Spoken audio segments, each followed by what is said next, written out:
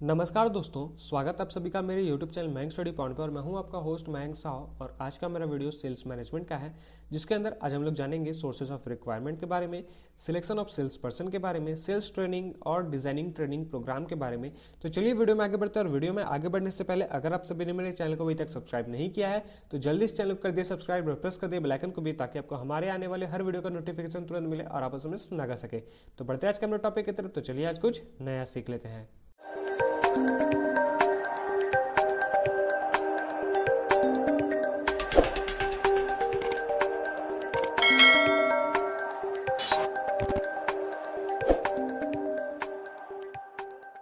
तो दोस्तों हम लोग बात करते हैं आज हम लोग का टॉपिक के ऊपर सोर्सेस ऑफ रिक्वायरमेंट। सोर्सेस का मतलब क्या होता है? लिंक। रिक्वायरमेंट या फिर रिक्रूटमेंट का मतलब क्या होता है कि किसी को भी हायर करना या फिर जरूरत किस चीज की, कहां से, कैसे, इसके बारे में जानेंगे। तो मान लीजिए हमारे सामने एक सिनारियो है, कंपनी है कोई XYZ, उसके अंदर सेल्स डिपार्टमेंट के अंदर जरूरत है लोगों का, वैकेंसीज है तो लोगों का जरूरत है।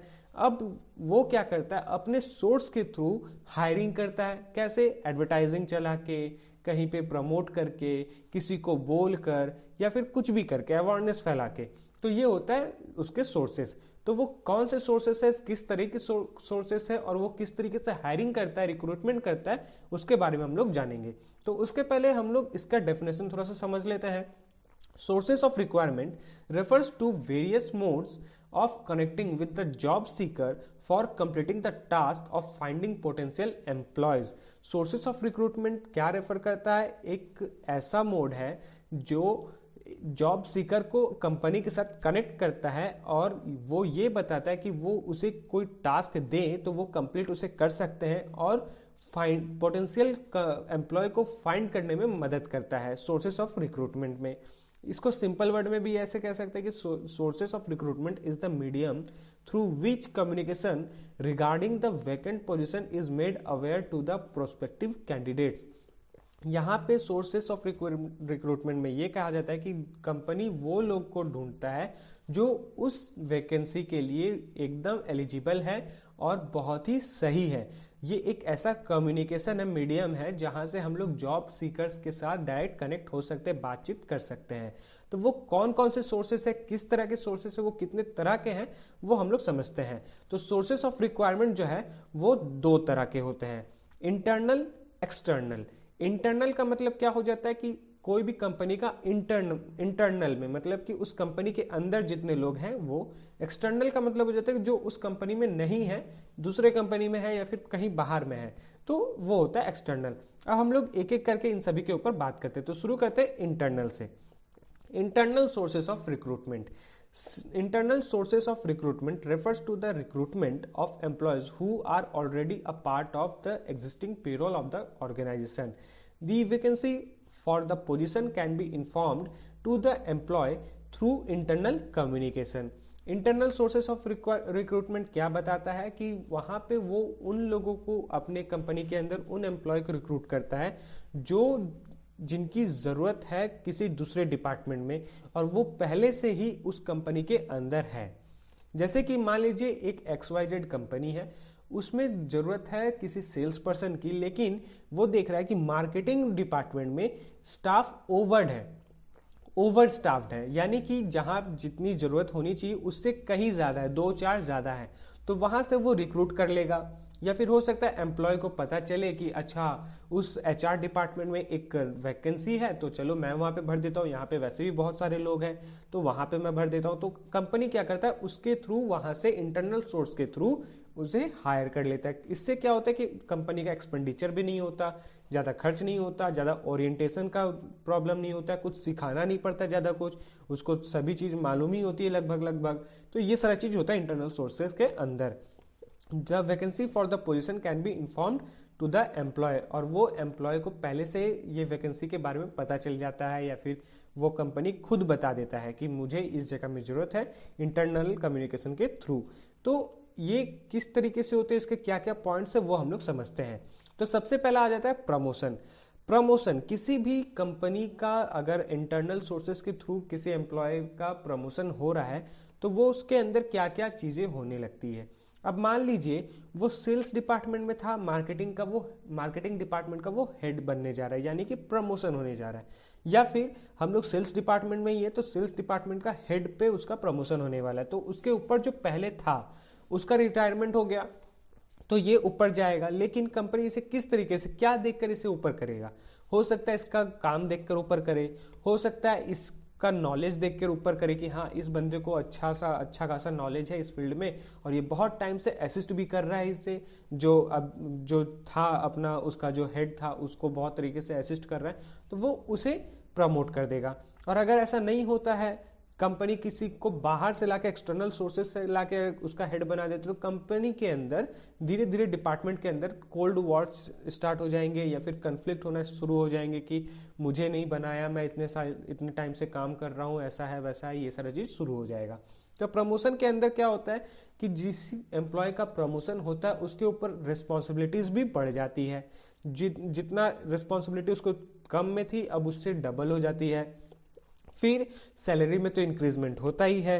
तीसरा कि उसको देखकर दूसरे एम्प्लॉयज के भी अंदर मोटिवेशन का भाव जाग जाता है। वो कैसे कि अगर किसी एम्प्लॉय का इंटरनल सोर्स का उसका प्रमोशन होता है तो उसके साथ जो उसके लोग काम कर रहे होते हैं, सिबलिंग्स जिसे हम लोग कहते हैं, वो लोग काम कर रहे होते हैं, तो उनको देख के उनको ऐसा लगता है कि अगर मैं भी अच्छे से काम करूंगा, प्रोडक्टिविटी कंपनी को अच्छा दूंगा, रिपोर्ट अच्छा दूंगा, तो कंपनी मुझे भी प्रमोट कर देगा। और पैसे तो सभी को आज के टाइम पे जरूरत होती है पैसों की, तो पैसे भी मेरे बढ़ जाएंगे। तो ये सारा चीज होता है प्रमोशन के अंदर।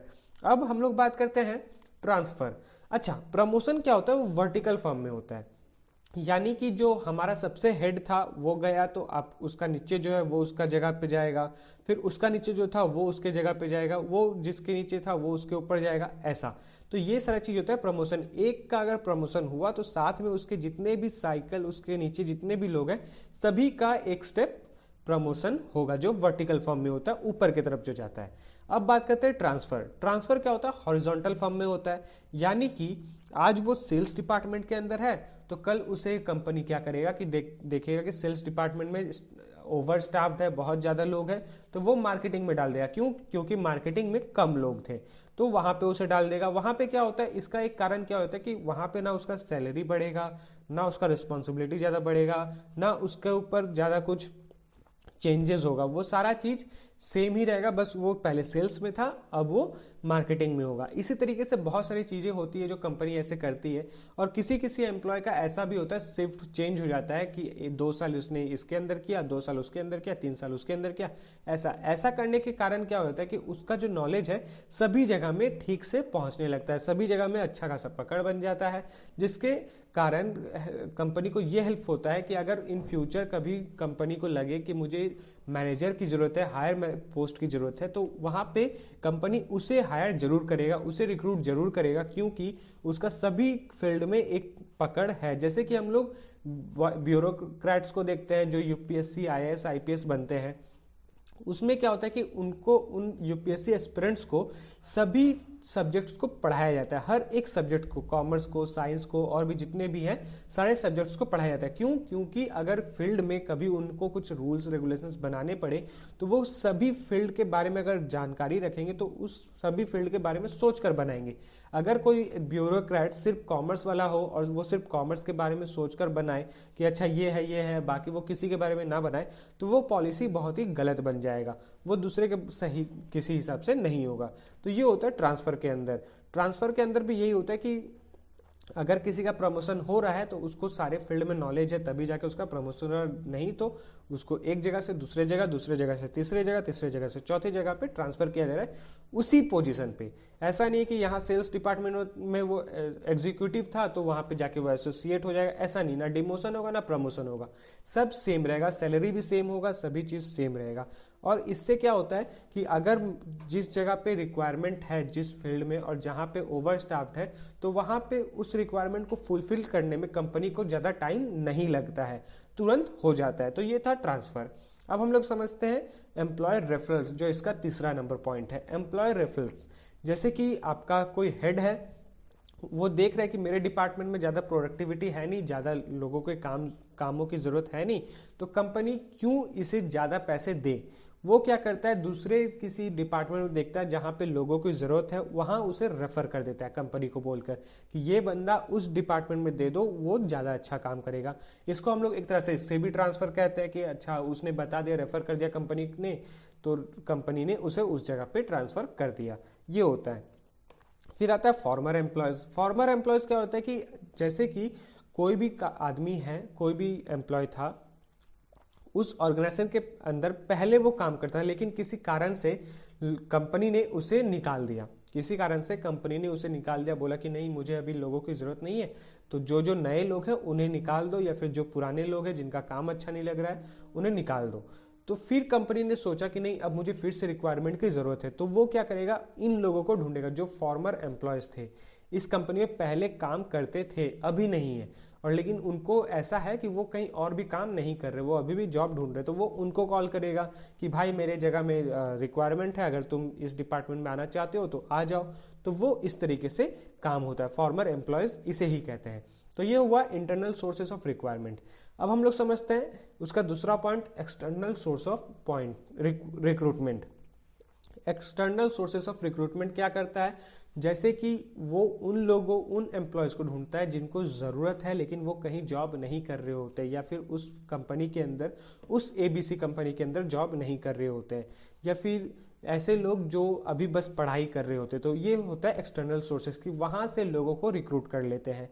तो वो कौन कौन से पॉइंट्स होते हैं, वो किस किस तरीके से होते हैं, उनको समझते हैं। तो सबसे पहले वो रिक्रूटमेंट कैसे करते हैं अपना एक्सटर्नल सोर्सेस से, एडवर्टाइजिंग से, कि वो एडवर्टाइजमेंट देते हैं, पेपर में दे दिए, न्यूज़पेपर में, मैगजीन्स में, FM में, इधर उधर कहीं भी दे दिए। फिर एम्प्लॉयमेंट एक्सचेंजेस, कि एम्प्लॉयमेंट एक्सचेंज ऑफिस हुआ करता है आज भी बहुत सारे ऐसे जगह में, वहाँ पे वो लोग पता करते हैं कि किसी का एप्लीकेशन आया है क्या मुझे हायर करना है, मुझे ये करना है, पैम्पलेट बांट देते हैं, ये सारा चीज़। फिर एम्प्लॉयमेंट पोर्टल्स आज के टाइम पे सबसे ज़्यादा हेल्पफुल है, जैसे कि लिंक्डइन है, naukri.com है, sign.com है। ये सारी चीज़ें क्या करती है कि ये लोगों तक अब जॉब पहुंचाती है। आजकल सारे बड़ी कंपनीज जो है लिंक्डइन में, naukri.com में अपने वैकेंसीज को प्रमोट करते, पोस्ट करते, जिनके कारण लोगों को जो जॉब सर्च कर रहे होते हैं उन तक पहुंचती है, और वो एप्लीकेशंस डालते हैं इन कंपनी के अंदर और जॉब ढूंढते हैं। फिर आता है एजुकेशनल इंस्टीट्यूशंस। हम लोग अक्सर बात करते हैं कि अच्छा इस यूनिवर्सिटी में तुमने एडमिशन लिया है, उसका प्लेसमेंट देखा है कि उसने कितना प्लेसमेंट दिया है, कितनों को प्लेसमेंट दिया है। वो कैसे होता है, वो कंपनी करता है खुद, कि कंपनी को जब रिक्वायरमेंट होता है तो वो कॉलेज कैंपस ढूंढ लेता है कि मुझे इस जगह से इस तरह के लोग की जरूरत है। अगर वहाँ पे वैसे कैपेबिलिटी के लोग हैं तो वहाँ से वो उन्हें हायर कर लेते हैं एक अच्छा पैकेज देकर, जहां पे इनका अच्छा खासा खर्च भी होता है। एक्सटर्नल सोर्सेस में अधिकतर कंपनी का खर्च होता है, बहुत ज्यादा, लगभग सभी का होता है। उसके बाद आता है रिकमेंडेशन। रिकमेंडेशन क्या, कि उसने कहीं पे पहले से जॉब कर रहा है, इंटर्नशिप कर रखा है, ऐसा वैसा कुछ भी कर रखा है, वहां से उसे रिकमेंडेशन मिला है कि आप इस कंपनी में जाइए तो आपका जॉब जो है वो बहुत हद तक फिक्स रहेगा, कि आपका वहां पे जॉब हो जाएगा, आपको हायर कर लिया जाएगा, क्योंकि आप काम अच्छे से जानते हो। अगर ऐसा कोई नहीं है कि आपको कहीं से आपने कहीं इंटर्नशिप नहीं किया, आपके पास कोई जॉब नहीं है, आपने कहीं पे जॉब नहीं किया, तो आप अपने प्रोफेसर्स, कंपनी क्या बोलती है कि जाओ आप अपने प्रोफेसर से ही रिकमेंडेशन लेटर ले लो कि हाँ कि ये लड़का सही है, जॉब करने लायक है, ये उतना कैपेबल है, ये सारा चीज़। ये होता है एक्सटर्नल सोर्सेस ऑफ रिक्वायरमेंट के अंदर। अब हम लोग बात करते हैं sales of sales person, selection of sales person, कि हम लोग जैसे कि हमने कहा कि ये सेल्स मैनेजमेंट का वीडियो है, सेल्स मैनेजमेंट का पूरा प्लेलिस्ट है, तो हम लोग सिर्फ सेल्स मैनेजमेंट के ऊपर बात करेंगे। तो सेल्स पर्सन का सिलेक्शन कैसे होता है, ये कौन कौन से सोर्सेस के थ्रू होता है, तो वो तो हम लोग देख लिए कि इंटरनल सोर्सेस हो गए, एक्सटर्नल सोर्सेस हो गए। अब उसके बाद का प्रोसेस क्या होता है वो समझते हैं। सिलेक्शन ऑफ सेल्स पर्सन जो हम लोग ह्यूमन रिसोर्स मैनेजमेंट के अंदर भी देखे थे, जो हम लोग सिलेक्शन करते थे, ह्यूमन रिसोर्स सिलेक्ट करता था। अगर आप लोगों ने उस वीडियो को नहीं देखा है तो वीडियो का लिंक नीचे डिस्क्रिप्शन और ऊपर आई बटन में मिल जाएगा, आप लोग जरूर देखिएगा। फिर आता है रिसीविंग, उसका पॉइंट पहला आता है receiving application from sales person. उन्होंने जो एडवर्टाइजमेंट डाला था वहां से बहुत सारा एप्लीकेशन उस कंपनी को रिसीव होता है as a sales person position के लिए। अब कंपनी क्या करती है, उन सभी को एक क्राइटेरिया, उस कंपनी के क्राइटेरिया के थ्रू छांटती है। कैसे आइडेंटिफाई करती है, कि मुझे जरूरत है, कंपनी को जरूरत था मास्टर्स का। अब देखते हैं कि किन किन लोगों ने किस किस तरीके से भेजा है। किसी ने 10 क्लास में है तो भेज दिया, 12 क्लास का भेज दिया, 5 क्लास का भेज दिया, या फिर कोई भी XYZ क्लास का भेज दिया, लेकिन मास्टर्स से कम का। या फिर 10 लोगों ने मास्टर्स का भेजा, तो बस कंपनी क्या करेगी, बस 10 लोगों को ही कॉल करेगी और बाकी में से उनको कॉल करेगी जिनका CV उनको पसंद आएगा, कि चलो इनके अंदर कुछ अच्छी चीजें दिख रही है, कुछ सही दिख रही है जो कंपनी को हेल्पफुल होगी, उनको वो लोग कॉल करेंगे, टेक्स्ट करेंगे। तो ये होता है उनका आइडेंटिफिकेशन उन एप्लीकेशंस का। उसके बाद जिन लोगों को उन्होंने सिलेक्ट किया है उसका वो लोग रिटन टेस्ट लेंगे as a sales person position के लिए, कि सेल्स पर्सन पोजीशन के लिए उन्होंने जो भी टेस्ट देना है वो दिया। उसमें से जिन लोगों ने क्रैक किया उसके बाद उन्हें इंटरव्यू के लिए लाया जाएगा। उन सेल्स पर्सन को उनका इंटरव्यू होगा कि चलो बताओ ये क्या है, वो क्या है, कैसे होता है, नहीं होता है, ये सारा चीज इंटरव्यू क्रैक होने के बाद उनका रेफरेंस चेक किया जाएगा कि उनको इस चीज के बारे में कहाँ से पता चला, कैसे पता चला, किसने रिकमेंड किया, ये सारा चीज उनका रेफरेंस चेक किया जाएगा। किसी कंपनी ने किया या फिर किसी इंटरनल सोर्सेस के जो उसके डिपार्टमेंट के हेड है उन्होंने किया, ये सारा चीज। फिर आता है इन सभी के बाद medical examination for sales person. देखिए मेडिकल एग्जामिनेशन जो है वो आज के टाइम पे हर एक जगह में होता है, चाहे आप फाइटर्स के देख लीजिए, जो हमारे इंडियन आर्मी होते हैं, इंडियन आर्मी के जितने भी डिपार्टमेंट्स होते हैं उसके अंदर देख लीजिए, या फिर किसी दूसरे कंपनी, प्राइवेट कंपनी या गवर्नमेंट जॉब्स के लिए देख लीजिए, हर जगह पे आपका मेडिकल एग्जामिनेशन होना ज़रूरी है। कहीं पे स्ट्रिक्टली होता है, कहीं पे नॉर्मली होता है। क्यों होता है? क्योंकि कई बार ऐसा होता है कि वर्कलोड के कारण अगर आप किसी कंपनी में ये मेडिकल एग्जामिनेशन नहीं हुआ है और वहाँ पे वर्कलोड ज़्यादा है और वहाँ पे लोग जो एम्प्लॉय है अचानक काम के चक्कर में या फिर वैसे भी अगर उसका कुछ प्रॉब्लम है और वो उस कंपनी के अंदर जॉब के टाइम पे कुछ हो गया उसे, तो इसका रिस्पॉन्सिबिलिटी कौन लेगा? कंपनी लेगा या फिर उसके घर वाले लेंगे? तो इसलिए कंपनी क्या करती है कि एग्जामिनेशन, मेडिकल एग्जामिनेशन करवाती है, कहीं इसे कुछ प्रॉब्लम तो नहीं है। अगर उस आदमी के अंदर, उस सिलेक्टिव सेल्स पर्सन या फिर सिलेक्टिव एम्प्लॉय के अंदर कुछ प्रॉब्लम निकल जाता है, डिफेक्ट निकल जाता है, तो कंपनी उसे कहती है कि आप इस प्रॉब्लम को पहले ठीक कर लीजिए, उसके बाद कंपनी को ज्वाइन कीजिए। ऐसा ये होता है मेडिकल एग्जामिनेशन का क्राइटेरिया। फिर आता है लास्ट में अपॉइंटमेंट ऑफ सेल्स पर्सन। जब ये सारा क्राइटेरिया पूरा हो जाता है मेडिकल एग्जामिनेशन के साथ, उसके बाद फिर कंपनी क्या करती है, उन्हें अपॉइंटमेंट लेटर देती है कि आप इस दिन से इस तारीख से आप अपने कंपनी को, आप अपने जॉब को ज्वाइन कर सकते हो। ये होता है अपॉइंटमेंट ऑफ सेल्स पर्सन। तो ये सेल्स पर्सन का सिलेक्शन के बारे में हम लोगों ने बात कर लिया। अब हम लोग समझते हैं सेल्स ट्रेनिंग के बारे में। सेल्स ट्रेनिंग के अंदर क्या हो जाता है कि जैसे कि हम लोग को नाम से ही समझ में रहती है, कुछ बेचने का ट्रेनिंग दिया जा रहा है। आप लोग का अगर किसी का शॉप होगा, आप लोग सभी मेरे स्टूडेंट्स हैं, आप में से किसी का शॉप होगा या फिर कुछ होगा, तो आप अपने शॉप में जब बैठते हो तो आप कस्टमर को सेल करने के लिए, अपना प्रोडक्ट बेचने के लिए क्या करते हो, कैसे करते हो? तो ये सारा चीज होता है ट्रेनिंग में, कि आपको अपना डिजाइन बताया जाएगा कि आपको क्या बेचना है, रिलेशनशिप किसके साथ कैसा करना है, ये सारा चीज। तो इसके कुछ पॉइंट्स है जो हमने यहाँ पे बना रखे हैं। तो सबसे पहला पॉइंट आ जाता है learning where improvement is needed in your representative sales process. आपको वो चीज सीखना है और उसे इंप्रूव करना है जिस चीज की आपको बहुत ज्यादा जरूरत है सेल्स प्रोसेस के अंदर। दूसरा, developing and executing a personalised plan for improvement. आपके अंदर क्या क्या डेवलप होना है उसके ऊपर आपको एग्जीक्यूट करना है, क्या आपके पर्सनालिटी में चेंजेस लाने हैं, किस तरीके से इंप्रूवमेंट करना है, ये सारा प्लान आपको बनाना है, स्ट्रैटेजीज बनाना है और डेवलप करना है। तीसरा, developing a system of analysis, accountability and continues improvement. आपको अपने सिस्टम एनालिसिस में डेवलपमेंट लाते रहना है, आपको अकाउंटेबिलिटी में डेवलपमेंट लाना है और ये इम्प्रूवमेंट कंटिन्यू होते रहना चाहिए। क्योंकि आप आज एक एसोसिएट में आए हो या फिर बहुत जूनियर लेवल पे आओ, लेकिन कुछ टाइम के बाद आप उससे सीनियर लेवल पे, उसके सीनियर पोजीशन पे जाओगे, तो आपको ये सारा चीज हमेशा इंप्रूवमेंट करते रहना, डेवलप करते रहना है। फिर आता है चौथा, providing sales people with a supportive presence and expert source of insight. अब आपको वहां पे सेल्स पीपल के साथ आपको अपना प्रेजेंस देना है, उन तक आप आपके बातों को पहुंचाना है, किस तरीके से पहुंचाना है, आपको उनके बीच में किस तरीके से अच्छा बनना है, एक्सपर्ट बनना है इस प्रोडक्ट के लिए। आपको जो प्रोडक्ट दिया जाएगा बेचने के लिए उसमें आपको एक्सपर्ट बनना है। आप उससे अपने आप को किस तरीके से प्रेजेंस कर पा रहे हो, प्रेजेंट कर रहे हो, आप कितना सपोर्टिव दिख रहे हो आपके सेल्स पीपल के सामने। आप सेल्स पीपल का मतलब हो जाता है कस्टमर के सामने आप कितना उनको सपोर्टिव कर रहे हो, सपोर्ट कर रहे हो, सपोर्टिव दिख रहे हो, आप उनका इंसाइट को किस तरीके से चेंज कर रहे हो, किस तरीके से डेवलप कर रहे हो, ये सारा चीज ट्रेनिंग दिया जाता है, बताया जाता है।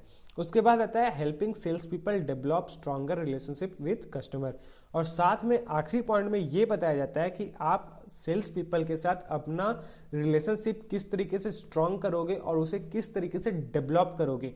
आप लोग बहुत बार ऐसे देखते हो कि आप किसी दुकान में गए तो दुकानदार बोलता है कि अरे बहन जी आप बहुत दिन बाद आए हो, अरे भैया आप बहुत टाइम बाद आए हो, कैसे हो, आपको चॉकलेट्स दे देते हैं, बुक्स दे देते हैं या फिर एक कॉपी दे देते हैं फ्री में। क्यों? क्योंकि उनका जो रिलेशनशिप है एक लंबे समय से चल रहा है और वो एक स्ट्रांग रिलेशनशिप में डेवलप हो चुका है। इसीलिए अगर आप रैंडमली किसी भी दुकान में जाओ तो वो आपसे पूछेगा भी नहीं कि आप क्या हो, कैसे हो, क्या करते हो, ये सब कुछ नहीं। लेकिन आप कुछ ऐसे दुकान में आप देखोगे जहाँ पे आप बहुत टाइम से जा रहे हो तो उससे एक बॉन्डिंग बन जाता है। अगर आप उससे कुछ उधार भी लेना चाहते हो तो वो उधार भी दे देता है। तो ये सारा चीज होता है सेल्स ट्रेनिंग के अंदर। आपको सेल्स ट्रेनिंग में ये सारा चीज बताया था कि एक सेल्स पर्सन को किस तरीके से रेडी होना है, किस तरीके से अपने प्रोडक्ट को बेचना है, कस्टमर के साथ किस तरीके से बिहेव करना है, किस तरीके से प्रेजेंट करना है सबके सामने। फिर आता है हम लोग का डिजाइनिंग ट्रेनिंग प्रोग्राम। ये वीडियो का आखिरी पॉइंट है लेकिन लिस्ट नहीं है, इसके ऊपर और भी बहुत सारी चीजें हैं, इसके बाद हम लोग और भी बहुत सारी चीजें पढ़ेंगे। तो सबसे आखिरी पॉइंट आ जाता है डिजाइनिंग ट्रेनिंग प्रोग्राम के बारे में, कि कंपनी जो है किस तरीके से ट्रेनिंग प्रोग्राम को डिजाइन करती है और किस तरीके से बताती है, जो आपको यहाँ नीचे डायग्राम में भी दिख रहा होगा।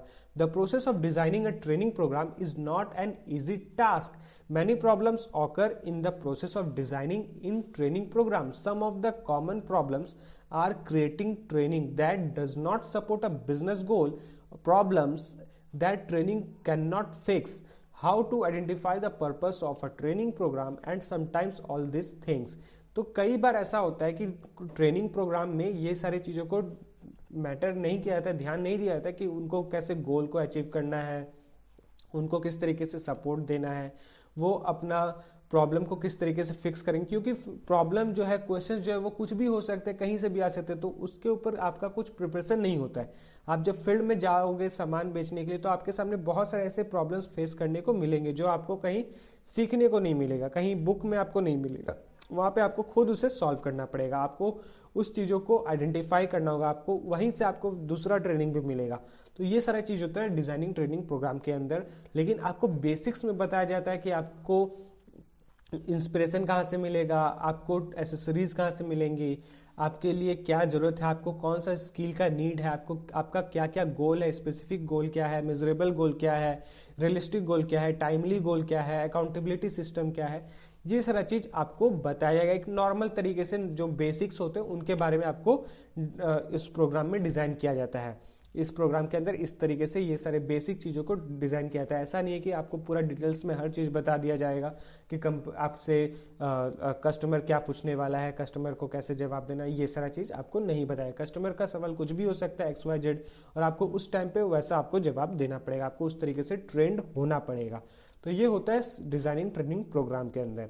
अब हम लोग इसके कुछ पॉइंट्स को जानते हैं, उसके कुछ स्टेप्स हैं, तो वो स्टेप्स क्या क्या है वो समझते हैं। Perform a training needs assessment. आपको ट्रेनिंग नीड का जरूरत पड़ेगा, एक असेसमेंट का जरूरत पड़ेगा जहाँ पे आपको अपना ट्रेनिंग को परफॉर्म करना पड़ेगा। एक ऐसा जगह दे दिया जाएगा, एक ऐसा सिनेरियो दे दिया जाएगा जहाँ पे आपको अपना प्रोडक्ट को बेचना होगा, परफॉर्म करना होगा। फिर डेवलपिंग लर्निंग ऑब्जेक्टिव्स, कि आपको अपना लर्निंग ऑब्जेक्टिव को धीरे धीरे और डेवलप करना होगा, स्ट्रांग बनाना पड़ेगा। फिर डिजाइनिंग ट्रेनिंग मटेरियल्स, आपके ट्रेनिंग मटेरियल्स को डिज़ाइन करना पड़ेगा। आज आप भले ही छोटे लेवल पे हो, लेकिन आप कुछ दिन बाद आप किसी को ट्रेनिंग दोगे तो आप अपने तरफ से कुछ ट्रेनिंग मटेरियल्स को डिज़ाइन करोगे, अपने तरफ से कुछ बनाओगे प्रेजेंटेशन। जैसे कि पहले मैं नोट्स पे बनाता था, लेकिन आज मैं PPT पे बना रहा हूँ ताकि आपको अच्छे से समझ में आए और आप लोग को समझ में आता भी है। मुझे बहुत सारे ऐसे कमेंट्स आते हैं, बहुत सारे ऐसे मैसेज आते हैं मुझे इंस्टाग्राम पे कि सर आपके पीपीटीज बहुत अच्छे लगते हैं। तो बहुत बहुत धन्यवाद। अगर आप मेरे वीडियोस को देख रहे हो तो आपका बहुत बहुत धन्यवाद। इसी तरीके से आप सपोर्ट करते रहें, अपना प्यार बनाए रखें। फिर आता है इम्प्लीमेंट द ट्रेनिंग। उस ट्रेनिंग में इम्प्लीमेंटेशन करना, उसमें कुछ ना कुछ बढ़ाना, इम्प्रूवमेंट करना, चेंजेस लाना। आप पहले थोड़ा सा डर कर बोलते थे, अब थोड़ा सा बहुत अच्छे से बोलते हो, आप इस बार थोड़ा सा कॉन्फिडेंट फील करते हो। ये सारा चीज़ होता है ट्रेनिंग के अंदर कि आपका इम्प्लीमेंट हो रहा है, आप उसमें कुछ चेंजेस लेकर आ रहे हो। फिर आखिरी पॉइंट होता है इवेल्युएट द ट्रेनिंग। ट्रेनिंग को इवेल्युएट करना, उसके इतिहास को पढ़ना, उसके इतिहास को समझना कि आप किस तरीके से चेंज ला रहे हो अपने ट्रेनिंग में, आप किस तरीके से चेंज ला रहे हो। पहले कैसे ट्रेनिंग होता था लेकिन अब आप कैसा ट्रेनिंग दे रहे हो अगर आप सीनियर पोजीशन पे चले गए। ये सारा चीज होता है steps, training designing training program का स्टेप्स होता है ये सारा पॉइंट्स में। अब दोस्तों आज के लिए बस इतना ही। उम्मीद करता हूं कि आप सभी को मेरा वीडियो पसंद आया होगा। तो जाते जाते वीडियो को लाइक करें, और अगर आप चैनल पे न्यू है तो चैनल को सब्सक्राइब करें और प्रेस करें बेल आइकन को भी, ताकि आपको हमारे आने वाले वीडियो का नोटिफिकेशन तुरंत मिले और आप उसे मिस ना कर सके। तो मिलते हैं हमारे अगले वीडियो पे, तब तक के लिए जुड़े रहें मैंक स्टडी पॉइंट के साथ। वीडियो को पूरा देखने का बहुत बहुत शुक्रिया।